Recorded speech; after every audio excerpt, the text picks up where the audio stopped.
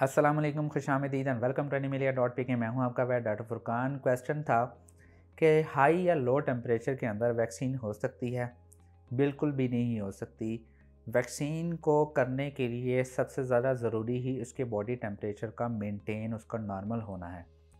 Vaccine failure के chances भी उसी टाइम बढ़ते हैं जब आपके पेट की बॉडी में कोई मसला चल रहा है, उसको कोई इलामत है या कोई भी इशू चल रहा है, या वोमिटिंग है, डायरिया है, या उसके बॉडी में वर्म्स हैं। तो इस दरमियान में अगर आप वैक्सीन कर लें या उसका टेम्परेचर ठीक नहीं है, बाज़ औक़ात आप भी बहुत ज़्यादा गलती करते हैं कि आप वेट को नहीं बताते कि उसको क्या इशू है।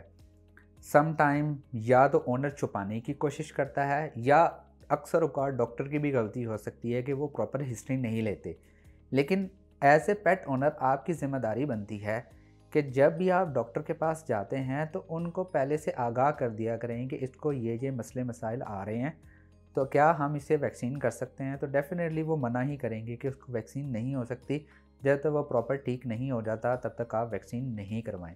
और वैक्सीन से पहले डिवर्मिंग ज़रूर करवाया करें। डिवर्मिंग बहुत ज़्यादा ज़रूरी होती है। अगर आप डिवर्मिंग के बगैर वैक्सीन करवा लेते हैं तो आपका पेट इम्यूनो कम्प्रोमाइज़्ड होगा, वो स्ट्रेस में जाएगा।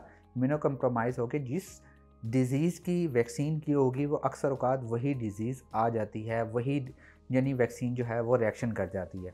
तो कोशिश किया करें, हिस्ट्री अपने डॉक्टर के साथ ज़रूर शेयर किया करें। मैं उम्मीद करता हूँ कि वीडियो पसंद आई होगी। अगर पसंद आई हो तो प्लीज़ लाइक कीजिए, शेयर कीजिए और प्लीज़ इस चैनल को ज़रूर सब्सक्राइब कीजिएगा। इंशाल्लाह नेक्स्ट वीडियो में मिलते हैं। खुदा हाफिज़।